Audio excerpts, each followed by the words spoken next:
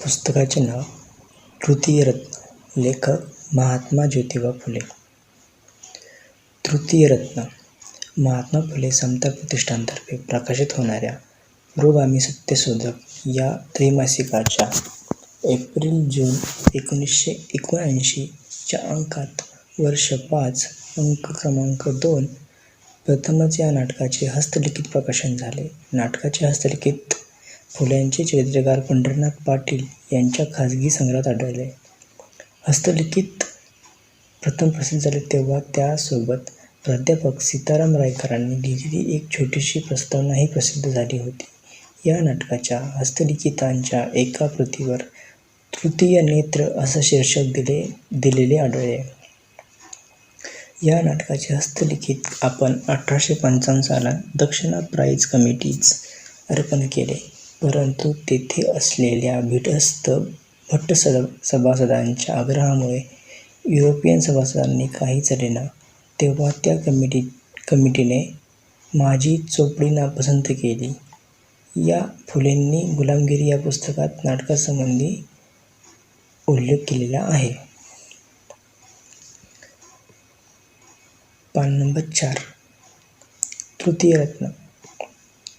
प्रथम माळ्या कुणब्यांची मुलं ते आपल्या आईच्या उदरात कोठे गर्भीवास करू लागल्याचा आरंभ होत आहे. तोच ब्राह्मण जोशांची स्वारी येऊन त्या गरीब बाईस मोठमोठ्या होलथापी देऊन तिचला द्रवहीन कशी करतो याविषयी मी येथे लिहीन. स्थळ. जोशी त्या गरोदर बाईचा नवरा घरी नसेल अशी संधी पाहून प्रथम तिथं वार नक्षत्र योग कारणाचा उच्चार करून तिच्या दारी उभा राहिला.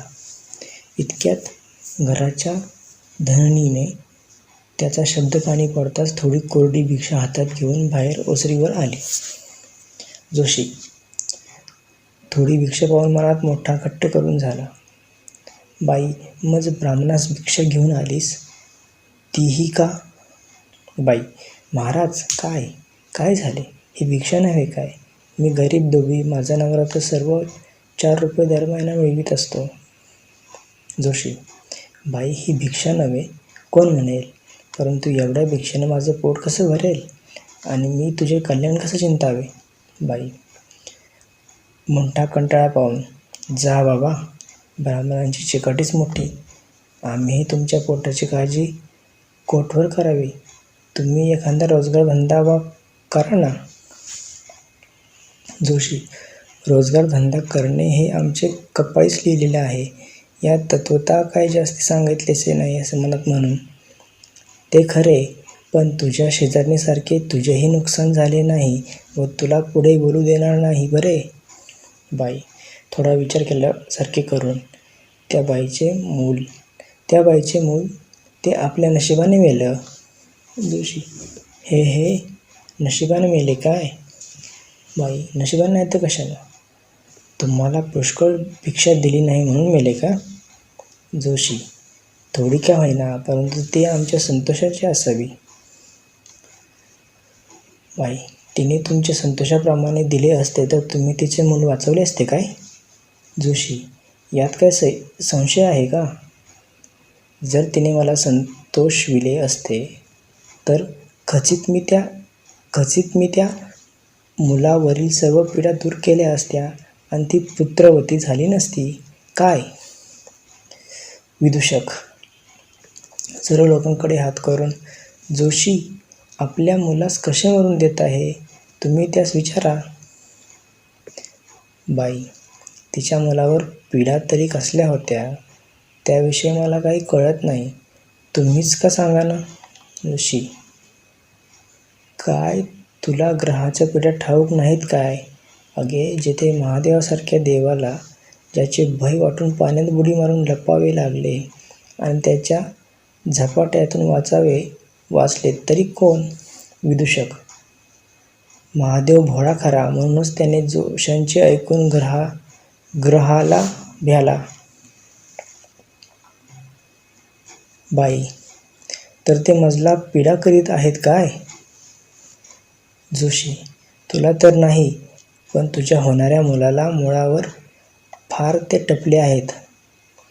माझ्याने सांगवत नाही त्याचा ते शेवट कसा करतील.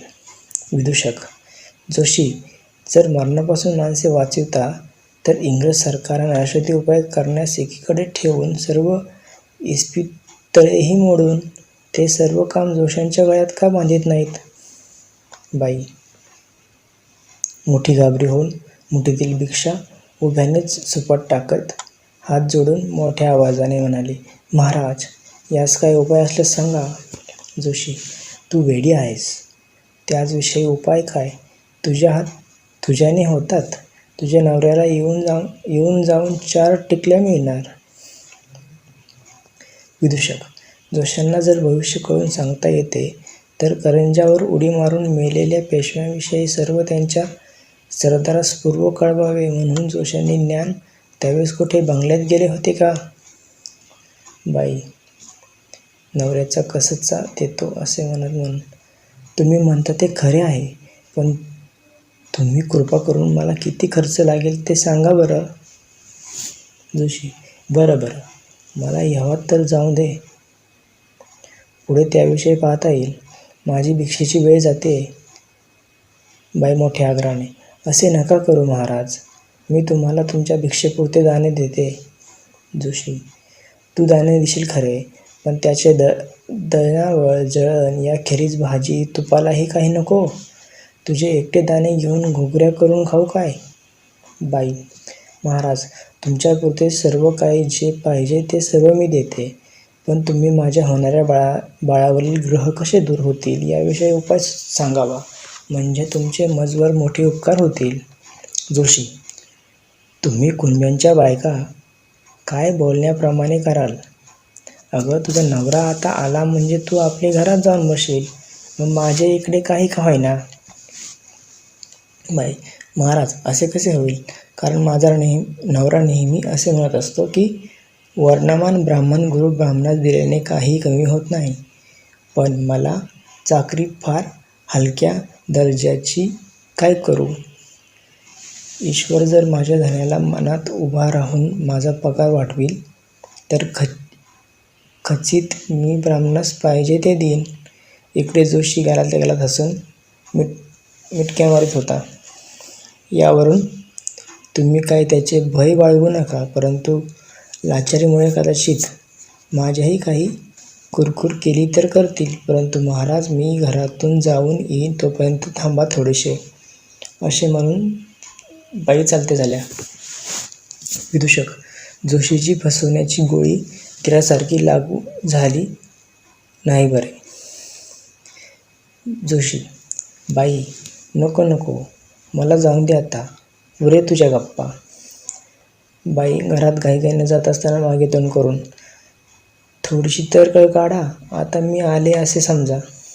जोशी. मला जाऊ देईनास. माझ्याजवळ तुझे असे काय काम आहे. बाई. मी तुमच्याच खटपटीत आहे महाराज. जाल नाही तर. काही एक पळाने त्या बाईने सुमारे पायलीभर बाजरी एका टोपल्यात घालून बाहेर जोशाजवळ ओसरीवर घेऊन आली आणि म्हणाली, जोशी बुवा, हे घ्या दाणे. तुम्हाला पोरे होतील ना. जोशी मोठा रागवून. आम्ही तुझ्या नवऱ्यासारखे घन घेऊन लोखंडी कुटीत असतो काय. अरे वा वा वा वा, बारीक किग्या आहेस तू. आम्ही नुसत्या भाकरीच खाल्ल्याने 3 दिवस तरी जगू. आम्हा ब्राह्मणास एक वेळ तरी भात पाहिजे का नको. अहो विदूषक. अहो, जेथे पसाभर दाणे मिळायची भानत तेथून जोशी कसा भात युक्तीने काढतात. बाई. महाराज, इतके उतावळे होऊ नका. मी त्याविषयी तजवीज योजली आहे. जोशी.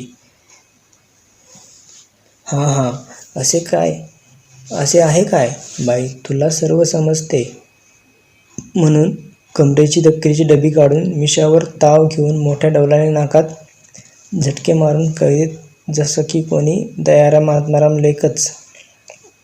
बाई. इतक्यात बाईने कडसरीचे पायली काढून जोशास म्हणाली, ही घ्या. तुम्हाला तुमच्या दाळात अंदाज.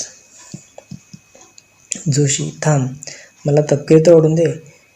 तुझी बेटे सर्व कामाचीच घाई. विदूषक. जोशाला एवढी वेळ जल्दी झाली होती आणि आता थांब म्हणू लागला, कारण बुवाजीची तुंबडी भरली ना. बाई.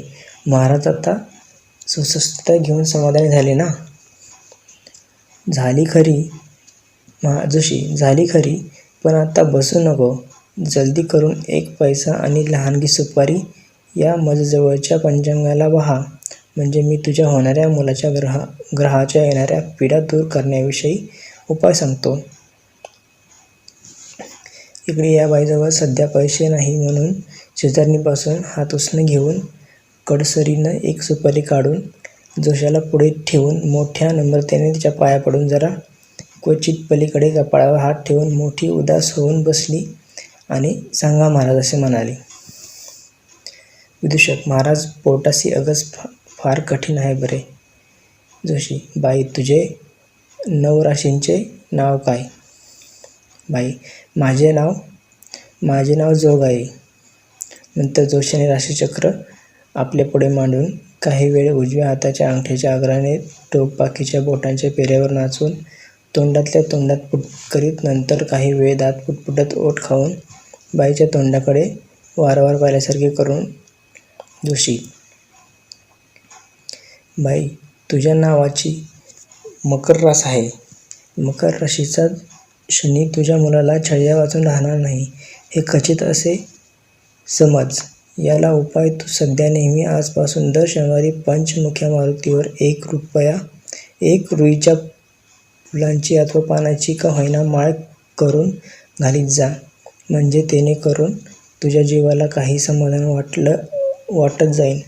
व दुसरे, तू जर मारुतीस असे कबूल करशील की जे मात्र या माझ्या होणाऱ्या मुलावर ग्रहाने पीडा करू नये म्हणून सध्या त्यास काही अटकाव करावास म्हणून मी तुझे 23 ब्राह्मण तूप पोळ्याने ह्या पुढच्या श्रावण मासी घालीन, तर तुमच्या मुलांना काही दिवस बाधा होणार नाही. विदूषक. ग्रहांची पीडा अगदी खोट्या आहेत, असे जोशीच्या बोलण्यावरून सिद्ध झाले. हे असे की जोशी आणि जोगाई या दोघांचा एक रास असून शनिग्रह जोगाईला पोळ्या घाल म्हणतो आणि जोशाला तिच्या पोळ्या खा म्हणतो. तर दुसरे, मला असे वाटते की ब्राह्मणांनी ग्रह उत्पन्न केले आहेत म्हणून हे आपल्याला उत्पन्न करणाऱ्या जोशाच्या बापास पीडा कसे करतील. खरेच ग्रहांनी आपल्या बापाला पीडा करू नये असे माझे पण मत आहे, परंतु ब्राह्मण ग्रहाचे बाप ठरल्याप्रमाणे त्यांना इतर लोकांस आपल्या पुत्राप्रमाणे टिंब. बाई. महाराज श्रावण मास किती दिवस राहिला आहे. जोशी. आजपासून 16 दिवसांनी सुरू होईल. बाई. तर मग जवळच आहे. मी आता माझा नवरा घरी आला म्हणजे त्याला विचारून याविषयी तजवीज करेल. जोशी. बाई. मी आता येतो. याविषयी तू तजवीज करच. चुकू नको बरे. तुझे कल्याण व्हावं म्हणून मी हे सर्व तुला सांगितले आहे. बाई. जा खरे. तुम्ही पुन्हा कधी इकडे पायधूळ झाडाल हे मला अगोदर सांगा. आता माझं येणं कशाचे. माझ्या मागे अशी पुष्कळ लाचांडे आहेत. बाई. तर मग तुम्ही राहता तरी कुठे हे मला सांगा. जुन्या गंजात कासायच्या आळीत. जयराम जोशाचं घर विचारल्यास भलता एखादा माझे घर दाखवेल, कारण मी त्यांच्या शेजारी क्वचित पलीकडे उत्तर बाजूस राहत आहे. जोशी. का कसे आळीत मेंढरावाल्या ग्रहात पिढ्यांपासून मुक्त करण्याकरता राहत आहेत. आता यावेळेस. बाई. आता यावेळेस तुम्ही जा. मी 2-3 दिवसांच्या अंत तुम्हास बोलावणे पाठवल्यास कृपा करून या बरे. असे म्हटल्याबरोबर जोशी घरी चालता झाला. नंतर जोगाबाईने मोठ्या घाईने स्वयंपाक तयार करून उंबऱ्यावरती नवऱ्याची वाट पाहत बसली. इतक्यात तिचा नवरा घरी आला. त्यानंतर तिने त्यास भोजन घालून आपण जेवतेवेळी त्याच्याशी काही संभाषण केले व तिथे खाली लिहिल्याप्रमाणे आहे. बाई. का हो, ग्रहाच्या पिढ्या खऱ्या आहेत काय. नवरे. अगे खरे नाहीत तर का खोटे आहेत? ब्राह्मण लोक नेहमी ग्रह फार छळणारे आहेत म्हणून आपणास पाद्री उपदेश सारखे सांगत फिरतात, तर हे त्यांचे सांगणे खोटे आहे असे तुला वाटते काय? विदूषक: कुणब्यास त्याच्या बायकोपेक्षा ज्ञान नसणाऱ्याने कारण विद्येने बंदी नव्हे काय? बाई: खोटे वाटत नाही म्हणून तुम्हास विचारले, कारण आज सकाळी खाटीकाळीतल्या जोशीबुवांनी येऊन आपल्या होणाऱ्या मुलाविषयी फार विपरीत सांगितले आहे. नवरा: विपरीत? ते कसे काय? सांग, कळू तर दे. बाई मोठ्या मूर्खामाडल्यासारखे करून म्हणली, तुम्हाला राग तर येणार नाही, कारण त्यांनी काहीसा खर्च सांगितला आहे. नवरा: असा काय तो खर्च लागणार? बाई: खर्च तर काही नाही, फार थोडा आहे, पण तुम्ही कबूल केला पाहिजे म्हणजे झाले. नवरा: कबूल न करावे तर काय करावे? अगं, आपण एवढा संसार करतोय, त्याच्या मागं फळ काय? जर मुलांच्या उपयोगी नाही तर कशाच्या? विदूषक: कुणबी लोकात किती हे अज्ञान, की जोशाचे कृत्रिम न समजता त्याचे उद्देश सत्य उपदेशासारखे वाटतात ना, याचे नशीबच फुटके, त्याला कोण काय करेल? बाई: सांगू. आपले जोशीबुवा असे म्हणाले की माझ्या मकर राशीला शनी जो आहे त्याने आपल्या होणाऱ्या बाळाला पीडा करू नये म्हणून आपण मारुतीस 23 ब्राह्मण तूपपोळ्या घालावी. नवरा: बरे, तर तुझे मत याविषयी कसे काय आहे? बाई: मी बायको माणूस, माझी बुद्धी ती किती, माझे मत तुम्हावर, कारण त्याचा खर्च करण्यास पैसा नको. ह्यांका तोंडाच्या गप्पा आहेत. नवरा: तू म्हणशील ते खरे आहे, पण त्यास पैसे तरी किती लागेल? असे काय तुम्ही मला वेड्यासारखे विचारता? आपण कधी सणावाराला पोळ्या करून खात नसतोय काय? नवरा: अगं, तुला समजत नाही, आपण केवळ गुळाच्या पाण्याबरोबर पोळ्या खात नसतोय काय? आणि त्यांचा खरं भरचकाळ वरणासारखा तूप पोटभर पाहिजे का नको? आता त्यास किती तूप लागेल हे तुझ्यानं अथवा माझ्यानं तरी सांगावील काय? यावरून कोण, तू वेडी का मी? बाई मोठी शरमी होऊन: बरे, तर मी जोशीबुवा जाऊन विचारते. नवरा: तुला त्यांचे घर ठाऊक आहे काय? असल्यास मीच त्यास विचारून येतो. तू गवार सवार उन्हात कुठे जातील? जोशीची स्वारी बाहेर दरवाजापाशी येऊन ठेपली व त्याने बाईस हाक मारली. बाई आणि तिचा नवरा दोन्ही मोठे हर्ष पाहून धावतच बाहेर जोशाजवळ गेले. बाई किंचित हनुवटीवर करून डोळे वासून म्हणाली, काय बुवा, इतके घाबरे का झालात? बाई: माझी ताकदीची डबी तुझ्या इथे किंवा कोठे सांडली असावी म्हणून मी तिचा शोध घेत फिरत आलो आहे. बाईचा नवरा: तुमची डब्बी काय किमतीची होती महाराज? जोशीबुवा: बाबा, तुला काय सांगू, ती मला तुझ्यासारखी एका माझ्या यजमानाने धर्मबुद्धीने दिली होती. मला तिची किंमत कशावरून माहीत असेल, परंतु मुंबईची किंमत 4 आणे असावी असे अनुमान होते. बाईचा नवरा: ही घ्या महाराज, माझ्याजवळ 4 आणे आहेत, तुम्ही उदास होऊ नका. जोशी: मनात कदाचित बायकोने मागितलेल्या पावलीविषयी याच्याजवळ सांगितले असल्यास कुणब्याला माझी ठगबाजी समजून केवळ माझे मन तर पाहत नाही असा विचार करून काही चमकल्यासारखं करून म्हणाला, नको, मला नको तुझी पावली. आम्ही तुम्हा गरिबा कोर्टवर छडावे. पण काय करू, तुझ्या घरी आलो नसतो तर माझा ब्राह्मणाचा एवढा तोटा झाला नसता. बाईचा नवरा: असे जाणूनच महाराज आपणास पावली देत आहे. आपण याविषयी काही मनात आणू नका, मी आपला सुसंतोष देतो. बरे, ईश्वर तुझे कल्याण करो असे म्हणून जोशाने हातोहात कुणब्याच्या जवळची पावली बाधिवल्यासारखी उडवली. जोशाने डब्बीच्या निमित्ताने किती सफाईने कुणब्याची पावली हरण केली हे तुमच्या लक्षात आले ना? बाई: महाराज, आपण थोडे स्वस्थ व्हा आणि माझ्या पतीस आपण मागे सांगितल्याप्रमाणे ब्राह्मण भोजनास काय खर्च लागेल ते सांगा. आमचा तुमच्या सांगण्याप्रमाणे बेट ठरला आहे. जोशी: बरे, तर माझ्याकडून कोणती हरकत आहे? आम्ही तुम्हाला सांगावे, मात्र तुम्ही त्याप्रमाणे करावे, म्हणजे आपले काम झाले. विदूषक: जोशाचे काम फार सोपे आहे, नाही का? बरे, तोंडाने सांगितले पुरे, म्हणजे सर्व आयते मिळते. बाईचा नवरा: तेच सांगा फार महाराज. तुमच्याकडून हरकत नसती तर तुम्ही आमच्या घरी टांगातोडीत येऊन सांगितले नसते. जोशी: सुमारे 5 रुपये पूजेसुद्धा निदान पक्षाला लागतील असे मला वाटते. मग पुढे जसं गूळ घाला तसे गोड होईल. पुढे तुमच्या भक्तीवर आहे. विदूषक: जोशांना 5 रुपयाचा खर्च कुणब्यांच्या माथ्यावर थापला. तथापि पुढे भक्ती आहे म्हणतो कोणतीही. बाईचा नवरा: बरे महाराज, मी 1-2 रोजात कशी ना कशी 5 रुपयाची तजवीज करून तुमच्या स्वाधीन आणून करतो. मग त्याचे तुम्ही पुढे ब्राह्मण भोजन घाला, नाही तर जसे तुम्हाला कळेल तसे करा. जोशी: तू वेडा तर नाहीस? जसे कळेल तसे करा म्हणजे? ह्या तुझ्या बोलण्याचा अर्थ काय होतो रे, हे मला सांग कसे? बाई: महाराज, त्यांच्या बोलण्याचा तुम्हाला राग येऊ देऊ नका.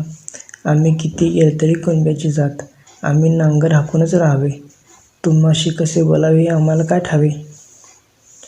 विदूषक: या नांगर हाक्याच्या बायकोला हे काय ठावे की कुणब्याने नांगर हाकता हाकता विद्या जर शिकली असती तर खचित जोशी तर केव्हाच कोणीकडे टिरीला पाय लावून पळाला असता. पण या बाईच्या अशा या बोलण्यावरून देहोहाताने भोदूवासारखी पोटभर पूजा करण्यास कधीही कमी केले नसते. जोशी: यात काही कमी नाही. तू बोललीस ते सर्व सत्य आहे. परंतु बाई, जर कदाचित हे 5 रुपये पुरे झाले नाहीत तर का मी आपल्या घरची भांडीकुंडी तुझ्या ब्राह्मणांच्या भारीस घालू काय? विदूषक: कुणब्यांची भांडी असता जोशी आपली भांडी ब्राह्मणांच्या भारीस कशी घालतील बरे? बाईचा नवरा: महाराज, मी चुकून बोललो असे का म्हणता? परंतु त्या भोजनाचा खर्च निदान रुपये तरी किती लागतील हे मला एकदम सांगा. कारण 2दा कर्जरोखे लिहून देणारे कागद लिहिण्यास मात्र व्यर्थ दुप्पट पैसे द्यावे लागतील. जोशी: बरे बाबा, जा 10 रुपये कर्ज काढून आण, म्हणजे त्यामध्ये जप करण्याचा सुद्धा ब्राह्मणास बसवीन, म्हणजे एकदम सर्व खटपट वारली. विदूषक: जोशांनी हिशोबाची कुणब्याला काही ना होईना आपल्या पोटमा भरला म्हणजे झाले ना. बाईचा नवरा: असे समजून उमजून सांगा महाराज. आम्ही नाही म्हणू तर आमच्या कानाला खडा लावा. आता जा तुम्ही. पुन्हा अमावास्येच्या दिवशी या, म्हणजे आपण लगोलग प्रतिपदेला बेत करून टाकू. जोशी: तुमचा चाकर लागला असेल. आता जा आणि उद्या या. असे हेलपाटे घालीतच बसा.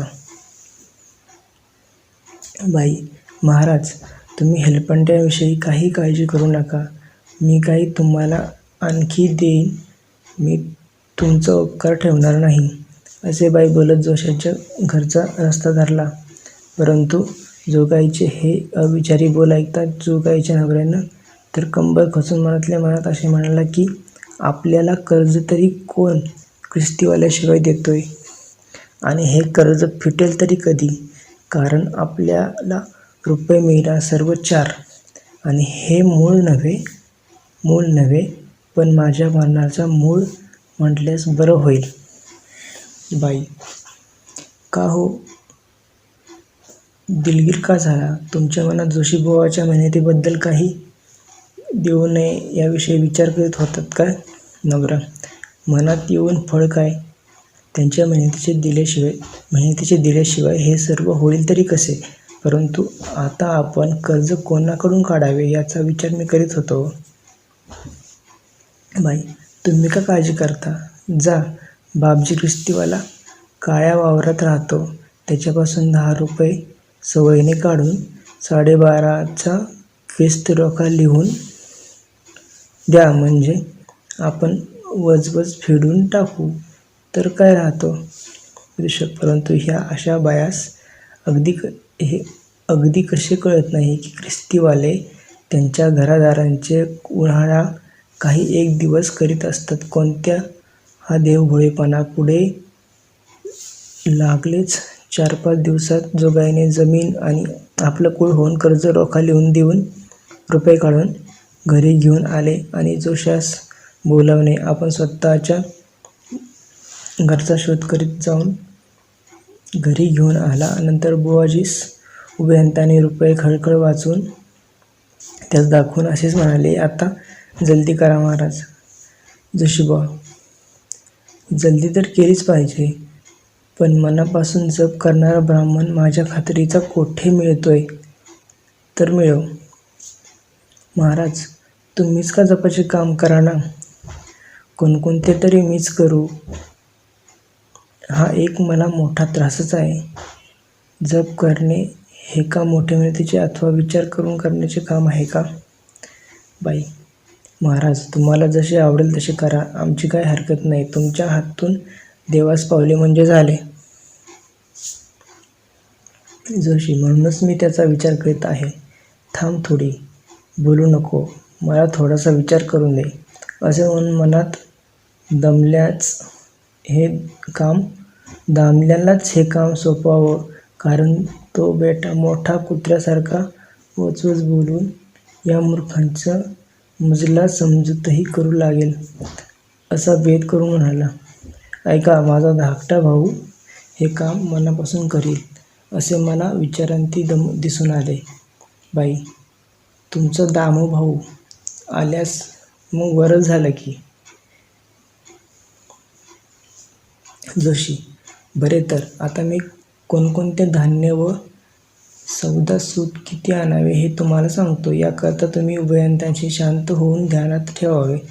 असे म्हणून सुमारे 4 रुपयाचा खर्च करण्यास सांगून तूप मात्र आमचे आणून घेऊ, कारण तुम्हाला तूप कसे घ्यावे हे ज्ञान नाही. नंतर घरी जाऊन दामूस प्रश्न करून असे म्हणाला, काय रे दामू, तू उद्या जप करण्याचे पत्करतोस का. दामू जप कोण करीत आहे. जोशी तो एक कुणबी आहे. दामू किती दिवस करविणार आहे. ते सर्व माझ्या हातात आहे. मी जसे सांगेन तसे करशील बेटा. दामू तर मग 8 दिवस लागोपाठ जप करण्याची तजवीज कर. म्हणजे माझी धोतरे फाटली आहेत म्हणून मी दुपारी नवी धोतरे घेईन. परंतु तू त्यांच्याकडून धोतरे विकत मात्र आणू नकोस बरे दादा, कारण तू रुपये देवीस म्हणजे माझी मीच आपल्या खात्रीची आणीन. विदूषक परंतु दामूच्या मनातले बैठकीतले तबक साजरे करायचे आहे. हे बेटा कशाचे धोतरे घेतो हे या जोशाला काय ठावे. जोशी बरे म्हणून तसाच त्या कुणब्याच्या घरी परत माघारी पुन्हा आला. परंतु बाईने आपल्या नवरा बाजारात सामान आणण्याकरता पाठवला होता म्हणून बाई घरी एकटीच होती. याकरिता बाईने नवरा येईन तोपर्यंत जोशाला काही वेळ काढावी लागली. नंतर तो कुणबी आला. जोशा बाबा एक तजवीज फारच उपयोगाची झाली. ती कशी की जपाचे काम आपल्या दामूनेच कबूल केले आणि मीही तुझ्या गरिबीविषयी त्याला पुष्कळ सांगितले. पण तो असे म्हणतो की आपण सर्व अवस्था केलेले बहुत सुंदर आहेत खऱ्या, परंतु एका दिवसाचे जपाचे क्षणी काही झेपणार नाही. विदूषक दामूने जपाचे काम धोतऱ्यावरच जोशांच्या शिफारशीने पत्करले. हा मोठा त्यांनी कुणब्यावर उपकार केला असावा असे बरे. बाईचा नवरा तर किती दिवस जप असावा म्हणून त्यांचे मत आहे. जोशी निदान पक्ष 11 दिवस जप असावा म्हणून त्यांचे मत आहे. बाईचा नवरा माझी काही नको नाही, परंतु ह्या सर्व खटापटी आहेत तेवढे रुपये पुरतील ना. मग काय करावे. तुझ्याकरिता तेवढ्यातच काटकसर करून कसे ना कसे तरी पुरवून घेतलेसे पाहिजे. कारण जसे हातरून असेल तसे पाय पसरावे. जसे जाणून मी त्याला एक धोतर जोडा मात्र देण्याचे कबूल केले आहे. विदूषक या सर्व जोशाच्या कटकसरीविषयीच्या बोलण्याचा कपट नाही, परंतु तुम्हाला वाटते काय? बाई मोठ्या आनंदाने टाळ्या पिटून म्हणाली, मग काय महाराज, तुमच्या बेताला पाहावयाचे. जोशी, मग 11 दिवस त्याचे जपाला बसवण्याचे ठरवू ना? बाई, बेलाशक या 10 रुपयात जे पाहिजे ते करा. तुम्ही मुख्त्यार आहात, आम्हाला विचारण्यास सुद्धा येत जाऊ नका. जोशी, बरे तर आता मी जातो, परंतु तुम्ही गहू तांदूळास निसून चांगले बारीक गहू मात्र दळून ठेवा. म्हणून घरी गेला. नंतर काही एका दिवसांनी बाईच्या नवऱ्यानं आपल्या धनी दुकानास 4 दिवसांनी रजा सांगून पाठवली. नंतर ब्राह्मण भोजनाचा दिवस आला नाही तोच सर्व तयाऱ्या करून ठेवल्या. पुढे जेवणाच्या आदल्या दिवशी जोशाची स्वारी त्याच्या घरी येऊन दारातच उभी राहून मोठ्या डौलाने कमरेवर हात ठेवून म्हणाली, का रे बाबा, कशी काय, सर्व तयारी ना? बाईचा नवरा हात जोडून म्हणाला, महाराज, आम्हाकडून सर्व तयार आहे, पण तुम्हाला जपाविषयी कसे काय? जोशी, वेड्या, तुला अद्याप कसे ठाऊक नाही? अरे आज 10 दिवस झाले ना. पंचसुख्या मारुतीजवळ दामू दररोज जप करीत आहे. वा, कोण ही अंधाधुंदी? विदूषक, दामूने 10 दिवस कुणबी कसे बुडावेत याखेरीज दुसरा कोणता तरी जप केला असेल काय? बाईचा नवरा, असे जर आहे तर फार बरे झाले, परंतु आम्हाला कळविले जर असते तर आम्ही त्याच्या पाया बिया पडायस आलो असतो या. जोशी, आता ते सर्व उद्या होईल, घाबरा का होतोस? पण मला असे वाटते, हे सर्व सामान तू आमच्या घरी आज संध्याकाळपर्यंत वाहून ठेव, म्हणजे आपण सर्व माझ्याच घरी बेताबेताने करून टाकू. कारण एक तर तुझे घर फार लहान आणि दुसरे तुझे हे भाड्याकुंड्याचे दादाच, असे म्हणून घरी तर एकदाच गेला. विदूषक, जोशाने आपल्या घरी बेत ठरल्याप्रमाणे उरले सुरलेले सामान कुणब्याच्या हाती न लागता तसेच आपल्या हाती लागेल म्हणून कुणब्यास भल्या भल्याच बाबी सांगून पंडितांनी आपल्या घरचा बेत ठरविला नाही कशावर. इकडे जोशाच्या सांगण्याप्रमाणे जोगाई व तिचा नवरा सामान सुमान जोशाच्या घरी उपार पोटावर वाहून नेत असतात. तिकडे जोशाने त्याच्या पत्नीचे संभाषण यापैकी काही थोडेसे लिहितो. जोशी, अगे, तुला काही माहीत आहे का? श्री, काय ते? तुम्ही कळल्याशिवाय मला कसं माहीत होणार? अगे, आपल्या जोगाईचा नवरा उदिक 23 ब्राह्मण भोजन घालतो आहे. तर ब्राह्मण सांगायचे काम कोणाकडे आहे? ते काम माझ्याकडे. मीच त्यात मुख्त्यार आहे. मी त्याला पाहिजे त्याला सांगू शकेन. श्री, तर माझे सख्खे व चुलत भाऊ या सर्वांस तुमच्याने सांगण्याची सही करेल. आणि दुसरे असे की तुम्ही त्या कामात कारभारी आहात म्हणून त्यास दक्षिणाही यथासांग देवाल. जोशी, असे आता अशा वेळेस जर आपण आपल्या संबंध्यांच्या उपयोगी पडू नये तर केव्हा?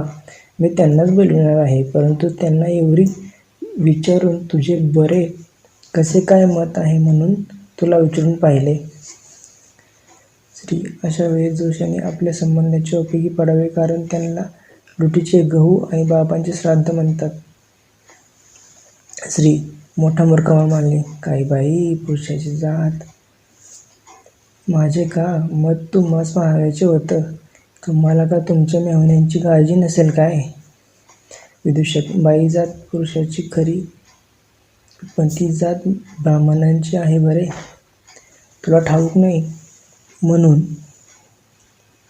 तू आपल्यातल्या विधवा स्त्रियांस ह्या जातीविषयी विचार, म्हणजे ह्यात तुला ब्राह्मणाच्या जातीची काय जी खूणगाठ आहे ती हुबेहूब दाखवली बरे. इतक्यात जोगाईचा नवरा पिठापुठाचे ओझे घेऊन आलेल्या दरवाजाशी उभा राहून जोशाला उतरू लागा. महाराज, असे म्हणून हाक मारत म्हणाला, अरे मी आता 16 झालो. दुसरा कोणी रस्त्यावरील मनुष्यास हाक मार, म्हणजे तो तुला उतरू लागेल, नाहीतर कदाचित मी ओवळा होऊन तुला उतरू लागेल. श्री हळूच डोळे मिचकावून म्हणाले, तुम्हाला वेड तर लागले नाही? कोणी एकदा रस्त्यावरील येणाऱ्या जाणाऱ्यांच्या त्यांची दया येऊन त्याला उतरू लागतील तर का राहतायत? तुम्ही सध्या संध्या करून जेवणास मोकळे तर व्हा. विदूषक वास्तविक लोकांस कुणब्याची दया यावी आणि त्यांच्या श्रमाच्या पोळ्या खाणारी ती बाई तिच्या कुणब्याची ही दया येऊ नये म्हणून काय? बाईचा नवरा: महाराज, तुम्ही उतरू लागता का नाही? मी तर आता हे ओझे उभ्याने टाकून देईन, कारण माझ्या डोक्यावर याळ आली, माझी मान मोडायला झाली. तुमच्या सोहळ्याचं काय म्हणू? ख्रिस्तीशास्त्रात लिहिले आहे की तुम्ही ओझ्याने लादलेले आहात. ते सर्व तेथे सत्य होतं आहे की नाही? जोशाची स्त्री मोठ्या जुलमाने: अरे, उगीच बडबड करू नकोस. मी तुला उतरू लागते, पण सांभाळ हो, मजवर सर्व भार टाकू नकोस. बाईचा नवरा: नाही बाईसाहेब, तुम्ही किंचित सहाय्य करून पाठीचा कल मात्र सांभाळा, म्हणजे मीच उतरवतो. तुम्हाला काही मेहनत पडू देत नाही. असे म्हणून ओझे तर एकदम खाली उतरून ठेवले. जोशी तूनच: बैस, थोडा विसावा घे. तुला फार ओझे झाले होते काय? बाईचा नवरा: चाललेच आहे महाराज, हा कर्माचा भोग. देहात जीव आहे तोपर्यंत भोगलाच पाहिजे. विदूषक: सत्य कुणब्याला जन्माला हा ब्राह्मण ग्रहाचा भोग लागला आहे. जोशी: बरे, तर तुझ्या एकदा ओळखीच्या ब्राह्मणाला उद्या आमच्या घरी जेवायला बोलवायचं आहे काय? बाईचा नवरा मोठा आनंदी होऊन उत्तर देतो. इतक्या जोशाच्या स्त्रीने त्यांच्या बोलण्यात तोंड घालून जोशाची म्हणाली: तुम्हाला वेड तर लागले नाही? जोशी: वेड म्हणजे? तू मला असं का म्हणालीस?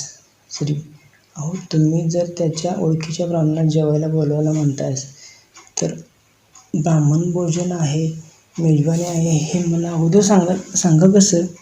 जोशी: भली येणं आपल्या भावाविषयी रिकामी जागा केली असे मनात समजून म्हणाला. वा, तुला बरे अशा प्रसंगी हे सुचलं. विदूषक: पहा, येथे जोशिनीने आपल्या भावाकरता नवऱ्याला समजण्याजोगी लबाडी केली किंवा कसे? बाईचा नवरा: महाराज, त्याने तर आम्हाला हटविले. आता मी पण तुमच्या इथे जेवणार नाही. जोशी: नाही बाबा, असे कसे म्हणतोस? आम्ही अन्न ब्राह्मणास पुरून उरल्यास तुला प्रसाद द्यावा लागेल. विदूषक: ब्राह्मणास तूप-पोळ्यांचा रेलचेल आणि ज्याचा माल त्याला उरलेला प्रसाद दाखल. वा, जोशाचे येथे खूप केले. बाईचा नवरा: अरे महाराज, तुमच्या मर्जीप्रमाणे का होईना. जोशी: आता तू जा आणि सरपणसुद्धा 2-3 काय ज्या खेप होतील त्या सर्व संध्याकाळपर्यंत वाहून आण, आणि मी आता जेवलो म्हणजे भावनापेठेत जाऊन ब्राह्मणास सांगून टाकतो, नाहीतर ते एकदाचे दुसरे आमंत्रण घेतील. बाईचा नवरा: बरे, तर जल्दी करा महाराज. असे म्हणून हारा डोसलीत पालथा करून टाकून रस्त्याने चालत झाला. इतक्यात जोशाची सोरी हातात मुकाट्याना घोड धरून मोठी घाबऱ्याने बाहेर धावत कुणब्याच्या पाठीशी जाऊन थबकली. अरे बाबा, तू असे कर, जेव्हा तू दुसरे ओझे घेऊन येशील तेव्हा बाकीचे राहिलेले सर्व रुपये तुझ्याबरोबर सांभाळून घेऊन ये, म्हणजे मी आजच जप करणाऱ्या ब्राह्मणास धोतर जोडा विकत घेऊन येईन. उद्या बनवतो ना बनवते, परंतु मागचे दामू मजजवळ असे बोलला होता की मजजवळ रुपये द्या, म्हणजे त्यास विचारून तो पहिले असल्यास रुपये घेऊ अथवा धोतर जोडा घेऊ. आपल्याकडून हरकत नसावी म्हणजे झाले, कारण त्याने 2-3 वेळा मजकडे रुपयाची मागणी केली. विदूषक: दामूने मागणी केली असे जोशी म्हणाला, या बोलण्यास कोणी सत्य म्हणेल का? बाईचा नवरा: बरे, म्हणून पुढे चालता होऊन. जोशींची स्त्री जोशास भोजनात घालते वेळी: काय हो, मी त्या कुणब्याच्या ओळखीचा ब्राह्मण, त्याने बोलू नये म्हणून कशी युक्ती केली? विदूषक: जोशिनीच्या युक्तीचे या प्रसंगी कृत्रिम म्हटल्यास काही हरकत नाही काय? जोशी: वा, भलीच युक्ती केलीस, कारण तुम्ही बायका कोणाच्या ब्राह्मण जन्म पाहून अशी युक्ती केली नाही तर मग काय व्यर्थ जन्म म्हटल्यात काय चिंता आहे? जोशाची स्त्री: का हो, तुम्ही भावनी पेठेत केव्हा जाल हे मला कृपा करून सांगा, कारण फार दिवस झाले माझी आई मला भेटली नाही, म्हणून तिला असे तुम्ही सांगा की उद्या तरी मला कसेही करून भेट. परंतु तुम्ही जेवून उठताच जल्दी जर जाल तर ती भेटेल, नाहीतर कदाचित ती पुराण ऐकण्यात जाईल. जोशी: बरे, मी जेवताच जाईन खरा, पण तो धोतर जोडायच्या निमित्ताने तरी रुपये घेऊन येईपर्यंत तरी मला थांबावे लागेल, कारण तो मला फार वडवाईक दिसतो. आपले काही कर्ज नाही म्हणून त्यावर तगादा पाठवू. विदूषक: सावकार तरी कर्ज देऊन सोयीने तगादा बसवून फेड करून घेतात, परंतु जोशासारखा घाबरे करून मोठ्या उतावळीने घेत नाहीत बुवा. स्त्री: तुम्ही असे करा, मी सांगते ते तुम्ही कोणा एखाद्या शिंप्याजवळून 2 दिवसाची बोलीने धोतरजोडा जांगड कुणब्याला दाखवण्यापुरती आणा व तो रुपये घेऊन आला म्हणजे मी त्यास असे सांगेन की तू रुपये माझ्याजवळ दे, म्हणजे मी हे रुपये जोशीबुवांकडे कोणाच्या हाती पाठवून देते, कारण त्यांनी तुझी वाट बरीच पाहिली खरी, परंतु त्यांनी तर ब्राह्मण सांगण्याचा फार जल्दी होती असे सांगून मी त्यापासून रुपये आपल्याजवळ घेऊन ठेवीन, मग तुम्ही दाजीबास द्या अथवा जांगड कायम करा. विदूषक: बाई, कितीतरी ऐकल्या पोटासाठी लबाड बोलाव्या. जोशी: योजना तर फार उत्तम आहे, पण तू रुपये आपल्याजवळ घेऊन ठेवल्यास कमी करू नको बरे. स्त्री: वा, मी बायको कोणाची? तुमची ना? असे कसे होईल? मी तो आपल्याबरोबर आपला घाबरा करून पाहिजे असल्यास आधी रुपये माझ्याजवळ घेईन, मग त्यास उतरू लागेन. याविषयी तुम्ही काळजी करू नका. विदूषक: कुणब्याजवळ आधी रुपये घेऊन मग त्यास उतरू लागेन म्हणे? वा, केवढी ही भूतदया, जिचा पारच लागत नाही. जोशी: बरे, तर तू हुशार आहेस. आता याविषयी मला काळजी करणे नलगे. तू ते काम करशील. स्त्री: काय हो, हा कुणबी घरचा काही सदन आहे का? असल्यास त्याचकडून अशीच 2-3 भोजने काढा. जोशी: तू म्हणतेस तसे काही नाही. हा जर घरसदन असता तर मी त्यास सांगून असे 5 वेळ ब्राह्मण भोजन घालण्याचा पाया रचला असता, आणि त्याचे घरी मला हरिविजय वाचीत बसण्याची काय हरकत होती? बरे, कदाचित हे त्याचे कर्ज फिटेल तर पुढे याविषयी पाहता येईल, परंतु तू त्याला असे सांग की आज रात्री तू आमच्या इथे मोलाचा गडी बोलविला नाही, आणि हेही त्यास सांग की आम्ही मोलकरी बोलवला असता, परंतु ह्या सर्व कृत्याला 10 रुपये पुरे होतील किंवा न होतील याची आम्हाला मोठी काळजी येऊन पडली आहे. विदूषक: अहो, सर्व माळ्या कुणब्यांना तुम्ही सर्व संवादास मनन करून वाचाल अथवा ऐकाल तर खचित तुम्ही सिद्ध कराल की आपल्या घरावर दरोडा पडला तरी पुरवेल, पण या ब्राह्मण जोशावर भरवसा ठेवून आपल्या स्वप्नीसुद्धा नको. जोशांची स्त्री: तुम्हाला बरीच की हो कारणे देता येतात. विदूषक: कारणे देण्याचा फार श्रमच पडला की नाही, कारण जिभेला तरी हलवले पाहिजे का नको? मग काय करावे? आपण ब्राह्मणांना असे केल्याशिवाय गुजारा तरी कसा होईल? विदूषक: बाबा, तुम्ही रोजगारधंदा करा, म्हणजे तुमचा गुजारा फारच उत्तम रीतीने या जगात होईल. आता ह्या सर्व ठकबाज्या सोडा, कारण पुढे मला तुमची बरी गत दिसत नाही.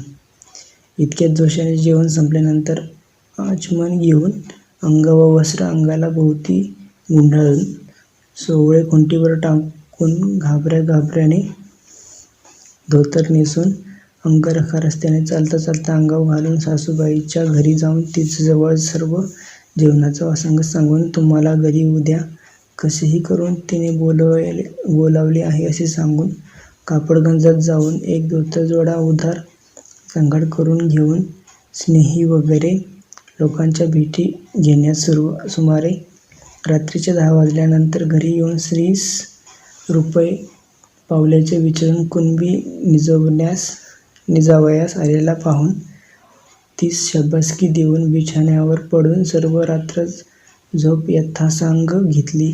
दुसरे दिवशी सुमारे 10 वाजेपर्यंत कुणब्याजवळून सर्व बायका पोरांनीशी सोयऱ्या तिघांनीशी काम घेऊन जोशाने यास असे सांगितले की आता तू घरी जा आणि आंघोळ कर आणि तुझ्या बायकोला घेऊन सुमारे 12 वर 1 वाजता इथे ये, म्हणजे मी सर्व ब्राह्मणांकडून भोजन करवून त्यांना मारुतीच्या देवळी दक्षिणा देण्यास घेऊन आपण जाऊ. नंतर तिथे सर्व तुझ्याकडून आशीर्वाद देवीन असे म्हणतात. कुणबी मोठा हर्ष पाहून घरी येऊन बायको सांगू लागला की आता सर्व झाले, परंतु एक आपण उभयतांशी 12 वार 1 वाजता देवळी जाऊन आशीर्वाद घेतला म्हणजे झाले. आता माझा जीव घोराणेला झाला आहे बरे. बाई म्हणल्या. बाईचा नवरा. घोरा निराळा होईल तर काय.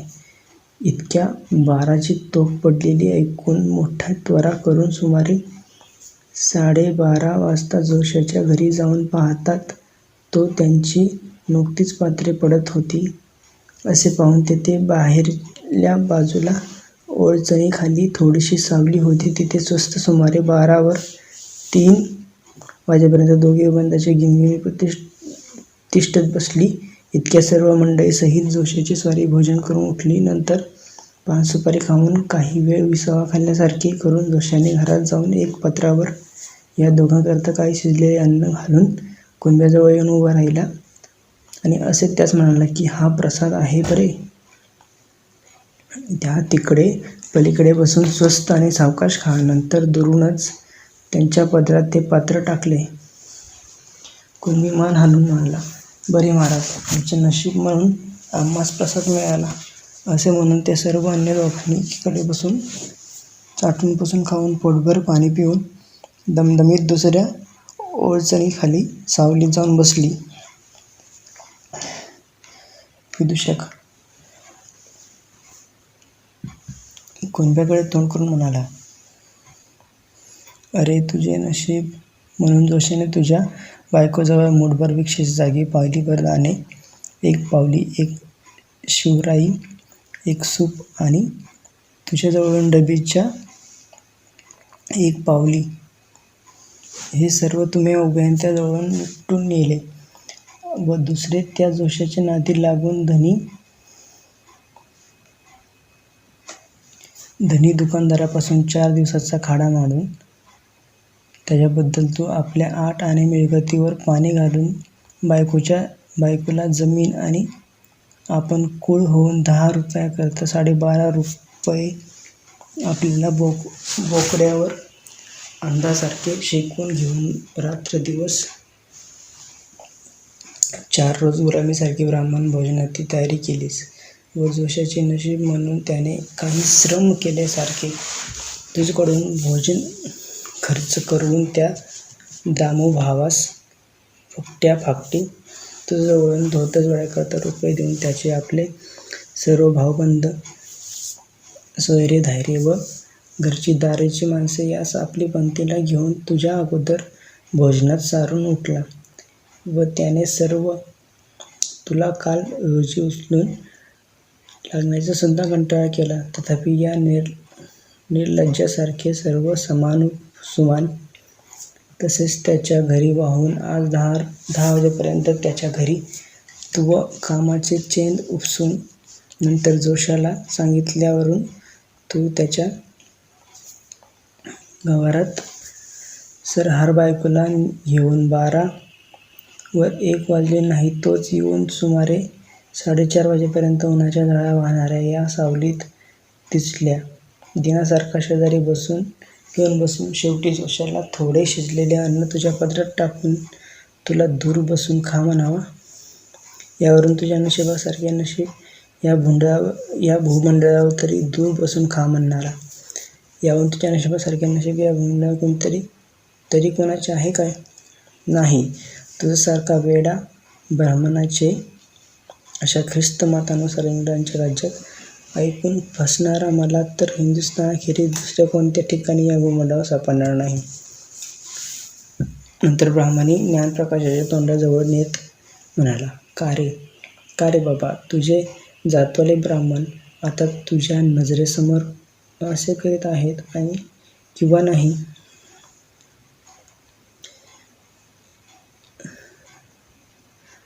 हे खरे असल्यास छापून प्रसिद्धी कर बरे, नाही तर लाजशील विसशील. यापुढे सुमारे 4:30 वाजता तिकडे सर्व ब्राह्मणांनी देवळाकडे जाण्याची तयारी करून बाहेर बसलेल्या कुणब्यास व त्याच्या बायकोस देवळी घेऊन जाऊन तिथे सर्व ब्राह्मण मोठ्या दीर्घ स्वराने एकदम रडून आशीर्वाद देण्यास आरंभ केला. इतक्यात तिथे पाद्रीसाहेब देवळाच्या एका बाजूस उभा राहिलेल्या अज्ञानरूपीत कुणब्यास उपदेश करू लागला. त्यावेळी ह्या सर्व ब्राह्मणांनी आपल्या मनात उपदेश ठसू नये म्हणून कशी होडकर गर्दी केली, तिचकडे आपण थोडेसे लक्ष पुरवूया. पाद्री, का पाटील बुवा, तुम्हाला देव किती आहेत याविषयी काही माहिती आहे का? बाईचा नवरा, माहीत नाही तर का, तुझ्यासारखे देवरहित आहो काय? पाद्री, मोठा शंभा पाहून म्हणाला, आम्ही देवविरहित म्हणजे? हे बाबा, मला कसे काय सांग? माहीत नाही. बाईचा नवरा, माहीत नाही तर का, तुझ्यासारखे देवरहित आहे काय? पाद्री, मोठा शंभा पाहून म्हणाला, आम्ही देवरहित म्हणजे? हे बाबा, मला कसे सांग? बाईचा नवरा, काय तुमच्या मम्मादेवीच्या देवळात कसल्या तरी देवीची मूर्ती आहे का? पहा, आमचा देव कसा दृष्टाने सुद्धा पाहता येतो. म्हणून पंचमुख्या मारुतीकडे वर करून दाखविले. विदूषक, पाहता पाद्रीसाहेब, तुम्ही पहा. ब्राह्मणांनी कुणब्यास अज्ञानी करून ठेवले आहे आणि त्याला देव दगड यामध्ये काय भेद आहे हे सुद्धा कळत नाही. पाद्री, पाटील बुवा, तुमच्या समजुतीप्रमाणे हा देव आहे खरा, पण मी काही तुम्हास देवाविषयी विचारल्यास राग नाही आता सांगाल? बाईचा नवरा, वा, सांगण्यास कोणती हरकत आहे, तुम्ही विचारा, मी सांगतो. पाद्री, पाटील बुवा, हा तुमचा मारुती देव कशाचा केला आहे? बाईचा नवरा, यात कशाचा राग, आमचा मारुती देव दगडाचा केला आहे. पाद्री, बरे, हा दगड कोठून आणला असावा बरे? बाईचा नवरा, खाणीतून आणला असावा असे मला वाटते. पाद्री, बरे, पण ज्या खाणीतून हा धोंडा आणला असावा त्या खाणीत हा एवढा धोंडा होता काय? बाईचा नवरा, आता ती खाणच म्हणावी लागेल. तिथं एकटाच धोंडा होता म्हणून कोणाच्याने म्हणावेल? तेथे तर एवढा मोठा धोंडा आहे की त्या धोंड्यातील हा मारुती केलेला धोंडा, त्याचा कपरासुद्धा म्हणण्यास मला लाज वाटते. पाद्री, बरे, तुमच्या मनात ज्या धोंड्यातून या धोंडा फोडून आणलेला आहे तो धोंडा किती मोठा असावा याविषयी तुम्हाला तुमचा अनुमान सांगवेल काय? बाईचा नवरा, साहेब, माझी मती तर झाली, कारण तो धोंडा किती मोठा असावा हे माझ्याने सांगवत नाही. पाद्री, बरे, तर तो धोंडा कुठे असावा हे तरी तुमच्याला सांगवेल का नाही? बाईचा नवरा, हे मी सांगतो, तो धोंडा पृथ्वीत आहे. बरे. पाद्री, बरे, तो धोंडा जर पृथ्वीत आहे तर तो धोंडा पृथ्वीच्या पोटात आहे किंवा पृथ्वी त्याच्या पोटात आहे हे मला कृपा करून सांगता पाहू बरे? बाईचा नवरा, धोंडा पृथ्वीच्या पोटात आहे हे उघड 5 वर्षाचे मुलंसुद्धा सांगू शकेल. मग मी सांगणे यात नवल काय? दुसरे असे की या धोंड्याचे वजन ती बाबडी काही कुरकुर केल्याशिवाय सहन करीत आली. त्यावरून पृथ्वी धोंड्याची आई आहे म्हणण्यास काही चिंता नाही. पाद्री: बरे तर आता ती पृथ्वी कशी आपण उत्पन्न झाली किंवा दुसरे कोणी उत्पन्न केली असावी? बाईचा नवरा: काहीसे डोळे झाकून किंचित खाली मान करून आपल्या मनाची नजर विस्तीर्ण जगाकडे पोचवून मोठा ससा टाकून, साहेब, तिचा कोणीतरी दुसरा उत्पन्न करणारा असावा असे मला वाटते. पाद्री: शाब्बास रे बाबा, शाब्बास, म्हणून वरती तोंड करून मोठ्या करून स्वराने अरे म्हणाला. आमच्या आकाशातील बापा, तू आम्हा सर्व जगास उत्पन्न केले आहेस म्हणून तुझी शक्ती लीला अपार आहे म्हणून तू धन्य आहेस. यावरून तुझीच सेवा आम्ही सर्वांनी एकनिष्ठेने करावी. भगवान, तू आताशी कृपाळू आहेस. माळी कुणबी लोकांच्या दृष्टी पडू लागला म्हणून त्यांना उदयकाळ जवळ आणून पाहतोस. नंतर खाली कुणब्याकडे तोंड करून म्हणाला. पाटील बुवा, आता आपण पृथ्वीची आणि तिच्या उत्पन्न करणाऱ्याची पूजा करावी हे मला सांगाल तर फार बरे होईल. बाईचा नवरा: त्याचीच मनाने पूजा करावी, कारण तो दृष्टी अगोचरच आहे असे मला आता विचारांते उघड दिसून भास झाला. विदूषक: पाद्री साहेब, तुम्ही आपला उपदेश करण्याचे चालून द्याच. रुमालाने तोंड पुसण्याच्या गडबडीत पडू नका.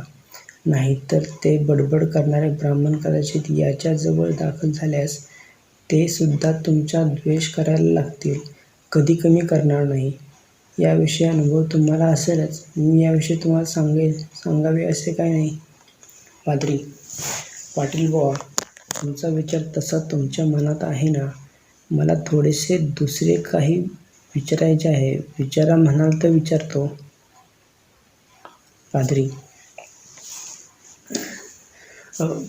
बाईचा नवरा: साहेब, आता तुम्हाला जे पाहिजे ते विचारा, पण आपल्या जगतकर्त्या भगवंताविषयी मात्र विचारा, कारण आता मला ह्या वेळेस त्यांच्या गोष्टीशिवाय दुसरं काही आवडत नाही. पाद्री मारुतीकडे बोट करून: पाटील बुवा, तो हाच देव की काय? आणि तो दृष्टीने अगोचर आहे म्हणून त्याच्या ठिकाणी याचीच मनाने पूजा करावी की काय? नवरा पंचमुख्या मारुतीकडे पाहून मोठ्या रागाने पाहून म्हणाला. साहेब, तुम्हाला नाव सांजे माझी खात्री होऊन मला तर असे कळून आले की हा धोंडा पूजण्यास तर पात्र नाहीच, पण याला आता फोडून त्याच्या चिंधड्या करून मातीस मिळवून त्याची राख रांगोळी केली म्हणजे दुसरे कोणी माझ्यासारखे भोळे गृहस्थ ब्राह्मणांचे ऐकून त्यांच्या नावावर फसवून कर्जबाजारी होणार नाहीत. दुसरे हे असे की ह्या सोंगाला फोडल्याशिवाय खरा जो भगवान आहे याची आम्हाला तरी या लोक तोपर्यंत ओळखू शकणार नाहीत. विदूषक: आता पाद्री आणि ब्राह्मण या दोघांचा उपदेश किती अंतर आहे याविषयी विचार करणे तुम्हा सर्व लोकांपर्यंत सोपवतं. पाद्री मोठा भयभीत होऊन म्हणाला. पाटील बुवा, याला आता यावेळेस फोडू नका, कारण तुमच्यासारख्या समजुतीचे लोक फार थोडे आहेत म्हणून बाकीचे सर्व अज्ञानी तुम्हावर फिर्याद करून तुम्हा सरकारात पकडून नेतील व सरकारही तुम्हाला आरोपी ठरवून फाशी करेल. बाईचा नवरा: साहेब, तुम्हाला काय सांगू? या बेट्या मारुतीच्या नावावर ह्या ओरडणाऱ्या ब्राह्मणाने मला इतके फसवून बुडवले आहे की जर मी तुम्हाला सर्व मुळापासून सांगेन तर तुम्ही पण माझे नातवनी पाहाल. या ब्राह्मणासुद्धा काही शिक्षा असावी म्हणून म्हणाल. मग मारुतीला फोडणे तर कोणीकडेसच राहील. तितक्यात एक मुसलमान हे सर्व बोलणे ऐकत उभा होता. त्याने पुढे हात करून म्हणाला. पाद्री साहेब, पिछले दिनों में हमारे बादशाह वालों ने हिंदू के बड़ बुतों को फोड़ डालने की इच्छा की। ये सब लोग उन्होंने नाम से ताने मार मार कर रोते हैं। ये सब बड़ा अफसोस है। पादरी, तुमको मालूम नहीं मेरे साहब, तुम्हारे बादशाहों ने उनके बुतों को फोड़ डाला। सो अच्छा किया, ये सच है, लेकिन उन्होंने उनसे हमारे मजहब तकरीब करने के उनके हाथों से फोड़ा नहीं। बाईचा नवरा, साहेब ते भाई काय म्हणतात? पाद्री, ते असं म्हणतात की तुमची सोरटी सोमनाथाची मूर्ती त्यांच्या एका बादशहाने फोडली आहे. हे बादशहाने फार चांगले केले म्हणून मी त्यास असे उत्तर दिले की तुम्ही आम्हासारखी केवळ हिंदूंची समजूत करून ती मूर्ती फोडली नाही, याकरता सर्व हिंदू तुमच्या बादशहाच्या नावाने अद्यापही कुरकुर करीत आहेत. बाईचा नवरा, भाईसाहेब तुम्ही काही आमच्या मध्ये बोलू नका. साहेबाला माझ्याबरोबर थोडी बोलू द्या, कारण तुम्ही म्हणता ते व साहेबांचे बोलणे सर्व खरे असावे असे आता मला वाटू लागले. मुसलमान, पादरी साहेब, पटेल की तुम्हारे से बात करने की बहुत खुशी है. चलने देव, मैं भी खड़े खड़े सुनता हूँ. पादरी यांनी कशाची तुम्हाला मारुतीच्या नावावर फसवले, कारण तेही तुमच्या बाकीच्या लोकांसारखे अद्याप अडाणीच आहेत. ज्यांचे पूर्वज जसे तुमच्या पूर्वजांशी वर्तन करतात तसे तसे तेही तुम्हाशी वर्ततात. म्हणून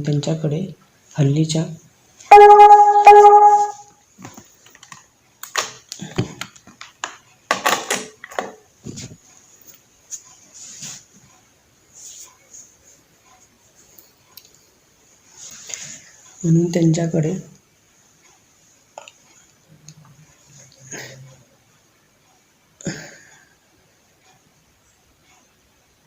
हल्लीच्या ब्राह्मणांनी बोलण्यावरून त्यांना काही बोल नाही. बाईचा नवरा, असे बोलू लागल्यास त्यांच्या तोंडाला साहेब कोण हात लावील, कारण त्यांचं मत असे आहे की बापाने मिळवलेला इमान मुलाने स्वस्त खावा, पण त्याची सरकारपट्टी मात्र मुलानेही देऊ नये. म्हणजे त्यांनी आपल्या पूर्वजाप्रमाणे आपल्या श्रमाच्या पोळ्या खुशाल खाव्यात, परंतु त्या पोळ्यांचा दाम खर्च आम्हा माळ्या कुणब्यांना भरून घेणे आवडल्यास मात्र आम्ही त्यांच्या पूर्वजांचा शोध करीत फिरावे काय मौज आहे. विदेशक हाताचे सोडून पळत्याच्या पाठीकून लागावे का. पादरी, पाटील इतके रागवू नका, थोडे शांत व्हा आणि माझ्याशीही क्वचित बोला. तुम्हाला वाचता येतं काय. तिकडे सर्व ब्राह्मण आशीर्वाद देता एकमेकांकडे डोळे चमकावू लागले. बाईचा नवरा, साहेब मला राग येऊन फळ काय. माझ्याने काय त्या भटांचे होणार, परंतु मला वाचता येत नाही. पादरी, का तुम्हाला वाचता का येत नाही. बाईचा नवरा, साहेब मी जेव्हा लहान होतो तेव्हा माझा बाप एका खेड्यात राहत असे, त्यामुळे त्याने मला शाळेत शिकवण्याकरता घातले होते. परंतु शाळेत पंतोजी मला फार मारू लागला, म्हणून माझ्या आईने मला शाळेतून काढून गुरामागे लागले. विदूषक सरकारकडे तोंड फिरवून म्हणाला, कुणबी काय जे आता बोलला ते सर्व सत्य आहे. तसे होत असतं बरं. पादरी, तुम्हालाच पंतोजी इतके का मारी. इतर सर्व मुलाच मारीत नसे. तुम्ही काय खोडसर होतात. बाईचा नवरा, कदाचित मी एक खोडसर असेल, पण सर्व कुणब्या माळ्यांची मुले माझ्यासारखीच होती काय. तेथे तर सर्व कुणब्यांची आपली मुले घरी ठेवून घेतली होती. आता तुम्ही असे म्हणाल की कुणबी माळी सर्व अडाणी आहेत. यांची कशाची लिहिण्याची गोडी म्हणून त्यांनी आपले मुले घरी ठेवून घेतली असावीत.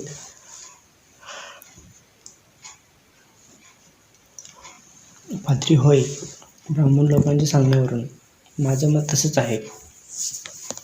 बाईचा नवरा: साहेब, जेव्हा मामलेदार वगैरे ब्राह्मण कामगारांचा तुम्हा इंग्रजी लोकांसारखा विद्या शिकल्यामुळे डामडौल वाढून मोठ्या यजमानास पावलेल्या गृहस्थांच्या दृष्टीने आम्ही पाहतो, तेव्हा आमच्या मनात लिहिणे शिकू नये म्हणून येत असेल की काय? नाही. नेहमी आमच्या मनात असे येत असते की आपणही विद्वान होऊन महालकरी तरी व्हावे. परंतु आतल्या या ब्राह्मण पंथाची कारस्थानी तुम्हाला काय ठाऊक? विदूषक: साहेब, कुणबी आता काय बोलला यावर तुम्ही पाद्रीने पण विचार करावा बरे. पाद्री: तुम्ही म्हणता ते सर्व खरे आहे, पण आता तसे काही नाही. कारण आत्ताची कृपाळू क्वॅडी साहेबांनी बरेच दुसरे नवे पंतोजी तयार करून गावोगाव पाठवण्याचा झपाटा चालवला आहे. बाईचा नवरा: साहेब, तुम्ही आपलीच टर शेवटाला नेताय असे मला वाटते.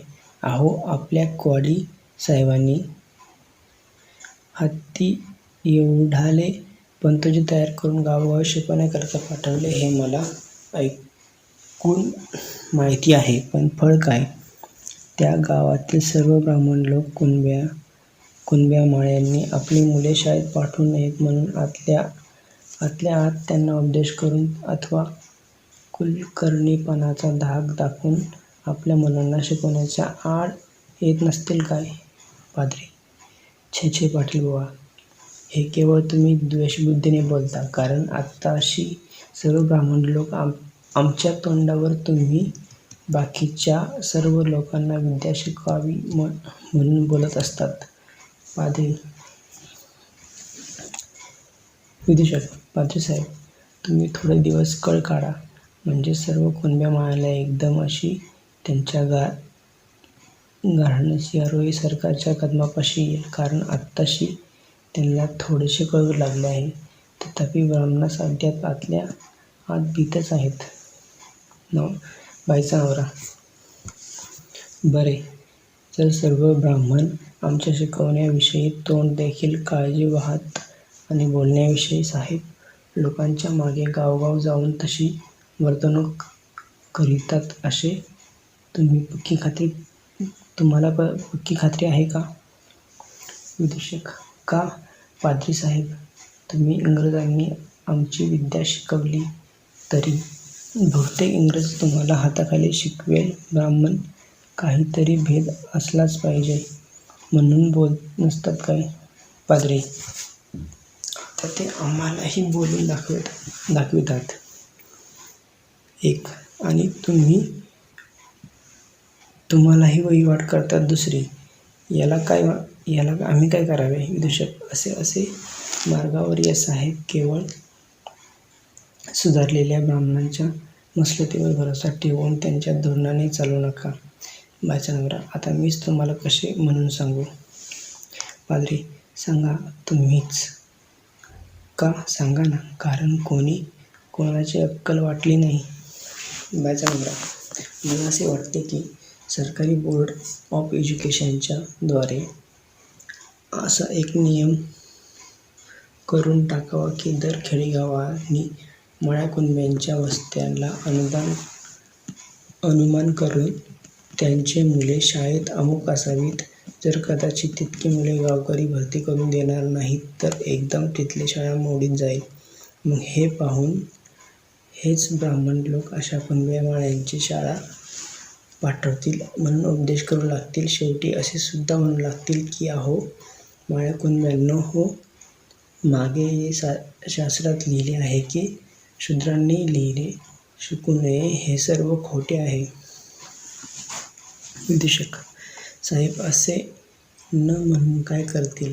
कारण कुणबी माळी जर आपल्या मुलांना विद्या शिकवण्यास पाठवणार नाहीत तर त्यांच्या मुलांना विद्या न मिळता काही दिवसांनी माळ्या कुणब्याच्या मुलांना पंक्तीत जाऊन बसावे लागेल. याचा बाप दाखीव नाहीतर पिंड पाड असे म्हणतात. परंतु या सर्व कुणब्यांना बरे होईल असे मला पण वाटते. पाद्री: पाटील बुवा, जर सर्व कुणब्या माळ्यांनी आपली मुले घरी ठेवून घेतलीत, यावरून ती शाळा मोडली असेल नाही बरे. बाईचा नवरा: मोडतील कशाने? तिथे काही ब्राह्मणांची मुले होती, ती येत असतात. विदूषक: असे कसे होईल? जातीच्या मुलांना गोडी गुलाबीने न शिकवता कोणी मारीत असतो काय? तिकडे ब्राह्मणांनी आशीर्वाद म्हटल्यानंतर यातून जोशाने हातातून पाळीसुद्धा पंचपात्रे घेऊन जोगाईच्या नवऱ्याच्या पाठीमागे उभा राहून त्यास असे म्हणाला: का रे बाबा, घरी चालतोयस ना? पाद्री: अहो भटजी, याला माझ्याबरोबर बोलू द्या. विदूषक: पण जोशाला हे काय ठावे की पाद्री एवढा वेळ श्रम करून कुणब्याला राघूसारखा पडवून उलटा जोशाच्या पंतोजी होण्याजोगा तयार करत आहे. पाद्री: अरे बाबा, आम्ही अज्ञानानेच बरोबर बोलायला आलो आहोत. आमच्या तारण्यांची आज्ञा ही अशीच आहे.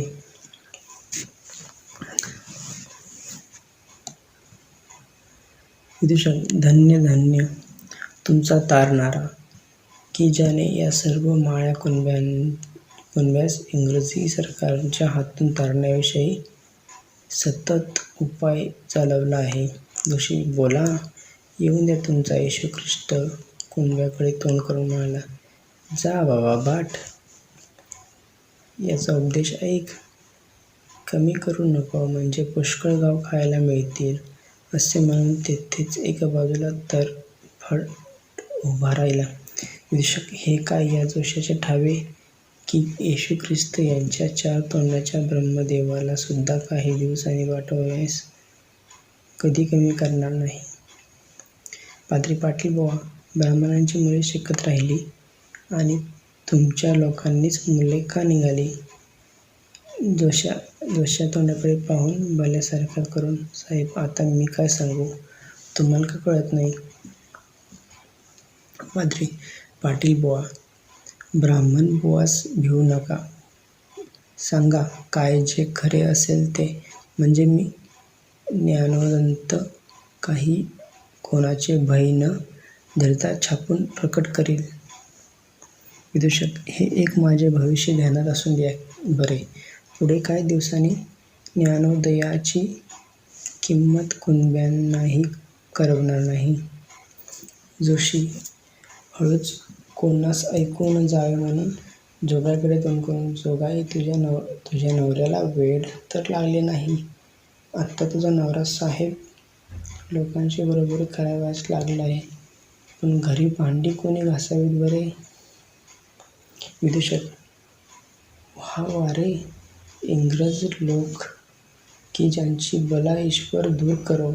कारण जे नेहमी कुणब्या माळ्यास आपले बरोबर करून पाहतात आणि ब्राह्मणास त्यास भांडी घासणारे करू इच्छितात. बायको कुणब्याचीच: महाराज, तुमची सर्व कामाची मेली घाईच. थांबा, साहेब पहा कसा तुम्हा ब्राह्मणापेक्षाही चांगले बोलणे बोलतोय, ते जरा मला पण ऐकू द्या. विदूषक: सत्य बोल सर्वांस आवडू लागले हे उघड सिद्ध आहे ना. जोशी: कुणब्याची जात वेडी खरी. असे म्हणून तसाच दात ओठ घालत उभा राहिला. विदूषक: कुणब्याची जात वेडी खरी म्हणूनच त्यांनी ब्राह्मणांचे इतके दिवस अंधासारखे ऐकले बाबा. पाद्री: चूप चूप, ब्राह्मणांचा बुवा बडबड करू नको. पाटील बुवाच्या ब्राह्मणांच्या मुलांचे कारण सांगून द्या. ठेवून बोला बाबा, बोला, भिवू नका. बाईचा नवरा मोठा अडकळत: साहेब, ती मुले त्यांच्या जातवाल्यांची होती, यावरून आम्हा इतके त्यांना मारीत नव्हते. व दुसरे असे की त्यांची एखादा मुलगा शाळा सोडून घरी राहिल्यास त्याला गावातील सर्व ब्राह्मण बायका सुद्धा गोड लागू देत नसत. पाद्री: बरे, तर तुम्हा कुणब्या माळ्यांचे एखाद्या मुलाला घरी शाळा सोडून राहावयास तुमचे आईबाप कुठे जात असत? त्यांनी तुम्हाला उपदेश करू नये का? जोशी: व्हा साहेब, वा वा, आता फारच उत्तम विचारले. म्हणून कुंभ्याकडे तोंड करून म्हणता, आता हो पाद्री, नाही तर तुमच्या वडिलांनी तुम्हाला शाळेत पुन्हा जा म्हणून का सांगत गेलं नाही याचे कारण सांगा. बाईचा नवरा, जोशीबा, तुम्हाला राग तर येणार नाही? जोशीबा, बोल बोल, आमचा राग चुलीत गेला. आता का आमची पेशवाई आहे म्हणून तुला शिक्षा करण्याविषयी आमच्यात कटपट होणार? व आता तुम्ही आमच्या मनूच्या कायद्याला मानताल का? पहा, पाहिजे असल्यास मनू संहिता कायदा श्लोक कलम 205. विदूषक सर्व लोकांकडे हात करून म्हणाला, म्हणून हे कायदे कुणब्या माळ्यांच्या अनुमताने केले असतील काय? बाईचा नवरा, तुम्ही ब्राह्मण लोक आमच्या आईबापांना असे नेहमी सांगत नसता की अरे तुम्हाला नेणे शिकण्याचा तो काम कोण, तुमचा मनू का फणूच्याच कायद्यावरून अधिकार नाही? मग त्यांनी करावे काय?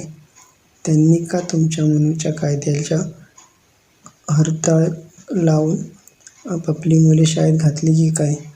कारण तुम्ही त्यांच्या लिहिण्याचे तोंडच दाखवले नाही म्हणून ते तुमच्या आंधळ्यासारखे ऐकत होते. परंतु आता हिंदुस्थान इंग्रज सरकारच्या कृपेने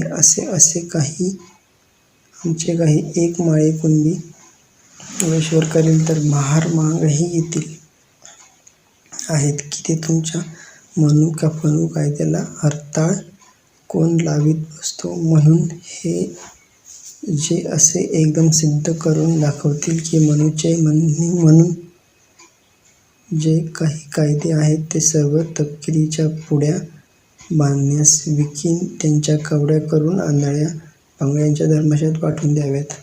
विदूषक, आपल्याच मनाशी मला तर असे वाटते की तपकिरीच्या पुड्याच्या उपयोगी पडल्यास पुढे त्या पुड्या सोडल्यानंतर त्याचे एखादा श्लोक कोणाच्या दृष्टी पडून सहज त्या तुकड्याविषयी कोणी वाचेल की नाही म्हणून दुसरी एखादी योजना करावी, म्हणजे कुणब्या माळ्यांचे कल्याण होऊन ब्राह्मणांचेही चांगल्या मार्गास लागतील. जोशी, बरे, जर तुम्हाला शाळेत घालून विद्या आल्याने आमचा अधिकार जातो तर मग पंतोजीने तुझला मारितोपर्यंत तरी तुझ्या बापाने तुला शाळेत कसा पाठविला?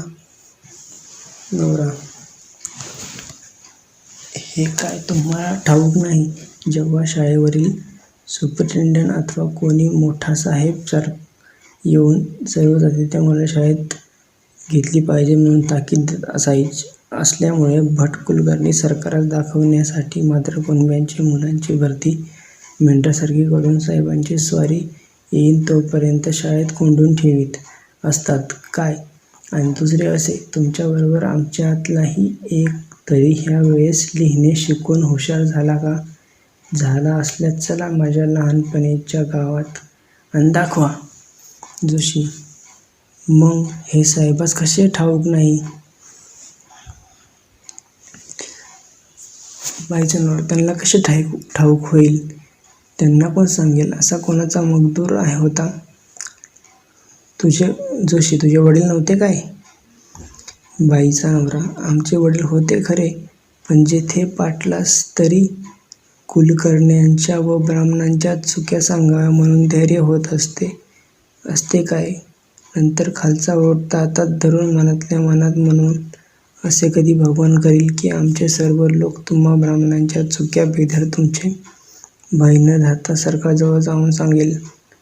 विदूषक, कुणब्याकडे तोंड करून, बाबा, घाबरा होऊ नको. तुम्ही सर्व माळ्या कुणब्यांची, पण महार मांगांची सुद्धा ब्राह्मणांची किंपी भय धरू नये म्हणून ईश्वराने तुमच्या देशात इंग्रजास आणले आहे व तोच तुमच्यावरील सर्व संकटे दूर करतील.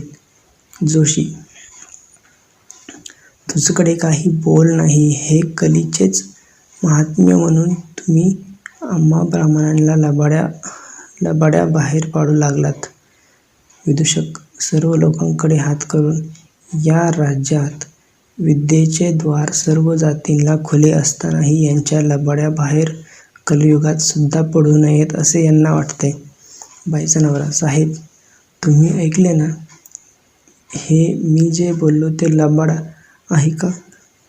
पाहिजे असल्यास चला सर्व आपल्या गावोगावी जाऊन त्या गावातल्या ब्राह्मणांना नकळत विचारून पाहू. मग कळेल की जोशीबुवा लबाड की मी. व दुसरे असे की एवढा काळ त्यांचा मनू नाचत होता आणि आता तर बोलण्यात कली का फली घेऊन आलेत.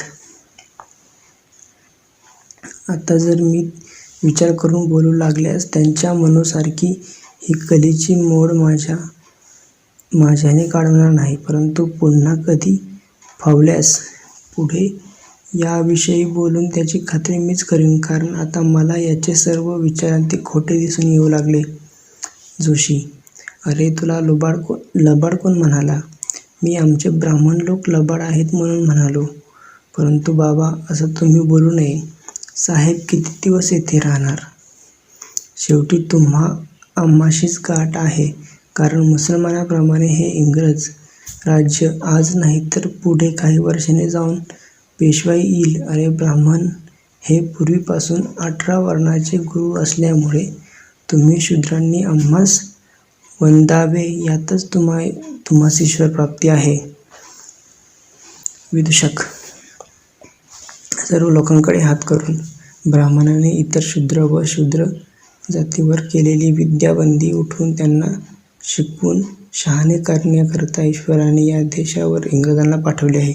शूद्रांनी अतिशूद्रांनी शिकून शहाणे झाल्यावर ते इंग्रजांचे उपकार विसरणार नाहीत व मग पेशवाईपेक्षा 100 पटीने इंग्रज राज्य पसंत करतील.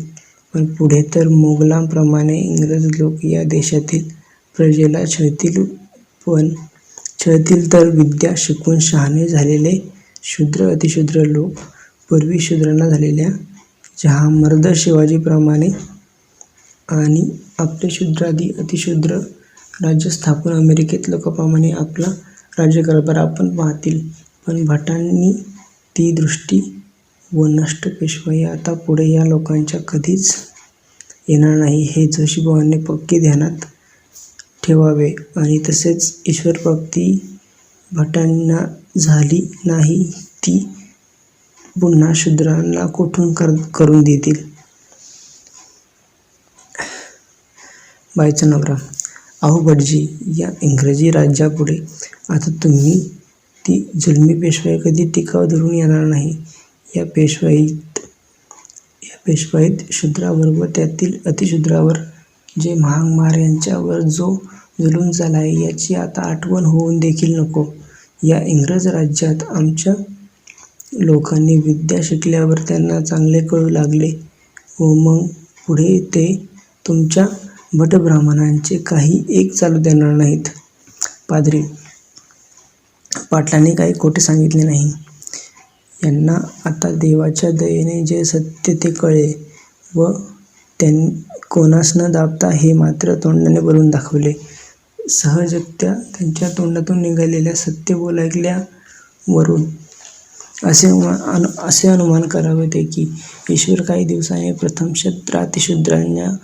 शूद्रांना विद्यावंत करून तुम्हा ब्राह्मणांनी बनवलेले शास्त्रे लबाड ठरविल व तुमच्या सांगण्यावरून दगडी मूर्तीला फसवून आज जसे भजतात ते सर्व मूर्तीला भजणे सोडविल आणि खरा व जिवंत तोच देव आहे त्यास ओळखण्यास लावून ती आपल्या आज्ञेप्रमाणे वागवणारे करतील. परंतु तुम्ही असे म्हणता की आम्हा ब्राह्मणास मात्र वंदावे, तर मग त्यांनी ईश्वरास काय वंदावे किंवा कसे? जोशी: ब्राह्मणास वंदिले म्हणजे त्यास सर्व आले.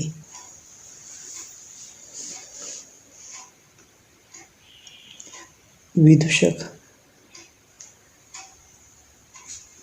सर्व लोकांकडे हात करून ज्ञानोदयाचे करते नेहमी ब्राह्मणांचे वंदन करीत त्यांनी आता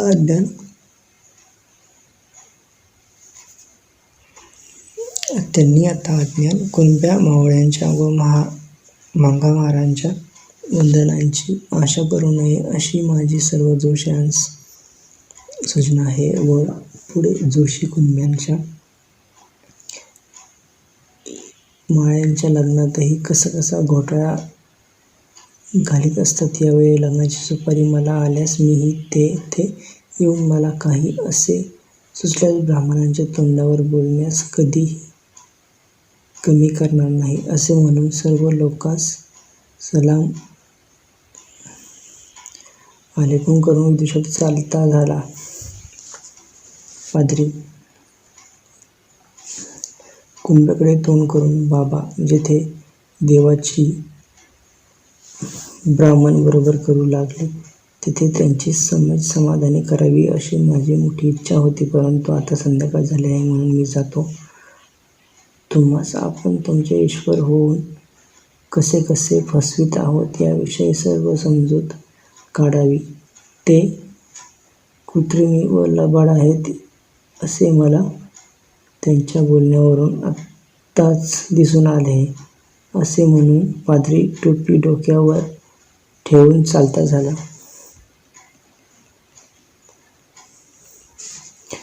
इतक्यात कुंभ्याने आपल्या स्त्रीस मोठ्या गायल्या, मी दुकानी आपल्या जोशाचा हिशोब करण्यासाठी आपल्या दुकानापर्यंत जातो व तू घरी जाऊन लवकर भाजी भाकरी तयार कर. मगाशी तिसऱ्या प्रहरी माझे पोट काही भरले नाही. इतके बोलणे झाल्यावर सर्व निघून जातात. थोड्या वेळाने कुंभी आपल्या घरी जातो. बाईचा नवरा, अगे भटजीचा हिशोब आटपून आलो. तुझी भाकरी तयार झाली का? बाई, हो. वाढलेलं ताट नवऱ्यासमोर ठेवून, हे घ्या आणि करा जेवण. बाईचा नवरा, अगर तुझेही ताट घे, आज आपण बरोबर जेवण करूया. बाई, अगोदर तुम्ही आपले आटपावा. बाईचा नवरा, अगं आज तू देखील लवकर जेवण आटप कशी. मगाशी त्या परोपकारी पाद्री साहेबाच्या उपदेशावरून व आज घडलेल्या सर्व गोष्टीवरून देवाच्या व धर्माच्या नावावर आपणासारख्या इतर अज्ञात माळी, कुणबी इत्यादी शूद्र जातींना लबाड्या व हुलथापा देऊन महत्त्वाचे आजपर्यंत आपण चांगले कळून आले. म्हणून आपण लवकर जेवण आटपून आपल्याला घरापलीकडच त्या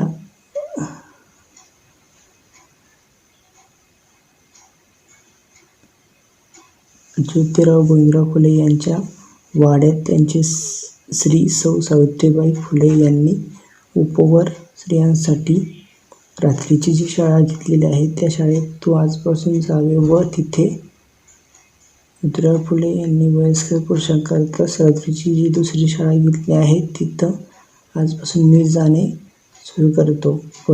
या दोन्ही शाळात येण्याबद्दल त्या दोघांनाही आपणास पुष्कळ वेळा आग्रह केला असता आपण गेलो नाही, ही आपण मोठी चूक केली आहे.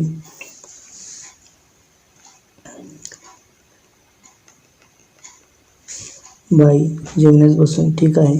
चला तर आपण दोघे आजपासून रोज रात्री फुल्यांच्या शाळेत जाऊन लिहिणे वाचणे शिकू. म्हणजे पुढे जगातील सर्व गोष्टी आपणास कळू लागतील.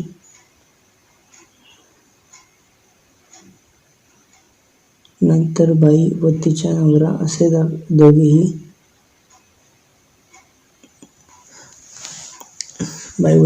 असे दोघेही जेवण आटपून आपल्या हातात पाटी लेखणी घेऊन फुले व त्यांच्या प्रौढ स्त्री शिक्षण साक्षरता प्रसारासाठी काढलेल्या रात्रीच्या शाळेत शिक्षण घेण्यासाठी पुढे निघून जातात.